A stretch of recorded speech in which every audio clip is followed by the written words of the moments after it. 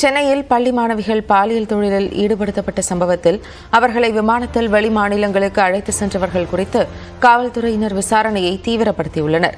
விவரங்களோடு இணைகிறார் செய்தியாளர் கோகுல். கோகுல், இந்த வழக்கில் தற்போது வரை என்னென்ன விவரங்கள் கிடைத்திருக்கிறது சொல்லலாம்?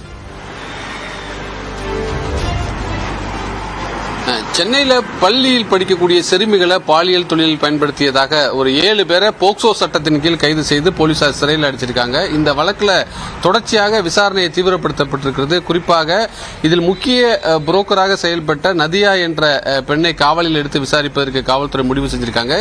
2 சிறுமிகள் மீட்கப்பட்டிருக்கக்கூடிய நிலையில் மேலும் பல சிறுமிகளை இந்த பாலியல் தொழிலில் நதியா பயன்படுத்தியிருக்கலாம் என்ற தகவலும், அது மட்டுமல்லாமல் இந்த சிறுமிகளை பாலியல் ரீதியாக தொடர்பில் இருந்த நபர்கள் குறித்தும் தொழிலதிபர்கள் குறித்தும் தற்போது விசாரணையானது தீவிரப்படுத்தப்பட்டிருக்கிறது. காவல்துறை நடத்திய விசாரணையில் வெளி மாநிலங்களுக்கு விமானம் மூலம் அழைத்துச் சென்று சிறுமிகளை பாலியல் தொழிலில் ஈடுபடுத்தியதும் போலீசாருடைய விசாரணையில் தெரிய வந்திருக்கு. குறிப்பாக ஹைதராபாத் மாநிலத்துக்கு அழைத்துச் சென்ற நபர்கள் அங்கிருந்து அந்த குழந்தை காலையில் தேர்வு எழுதுவதற்காக அதிகாலையில் விமானம் மூலம் திரும்ப வந்து தேர்வு எழுதுவதற்கான ஏற்பாடுகள் செஞ்சிருப்பதாகவும், அது போன்றெல்லாம் விமானத்தில் அழைத்துச் சென்றெல்லாம் பாலியல் தொழிலில் குழந்தைகளை பயன்படுத்தியிருப்பதும் விசாரணையில் தெரிய வந்திருக்கிறது.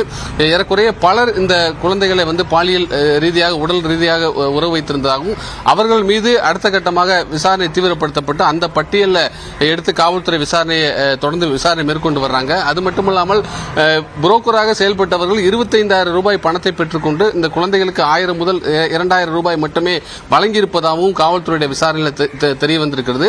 தொடர்ச்சியாக இந்த புரோக்கர் மட்டுமல்லாமல் இதில் தொடர்பில் இருந்த மற்ற நபர்கள் குறித்தும் தற்பொழுது விசாரணையானது தீவிரப்படுத்தப்பட்டிருக்கிறது. அதே நேரத்தில் குழந்தைகள் நல ஆணையமும் தற்பொழுது இந்த வழக்கை கையில் எடுத்து விசாரணை மேற்கொண்டு வராங்க. மீட்கப்பட்ட சிறுமிகளிடம் தொடர்ச்சியாக அவர்களுக்கு உளவியல் ரீதியாக ஆலோசனைகள் வழங்கப்பட்டு வருவதாக குழந்தைகள் நல ஆணையத்துடைய அதிகாரிகள் தரப்பில் தெரிவிக்கப்பட்டிருக்கிறது.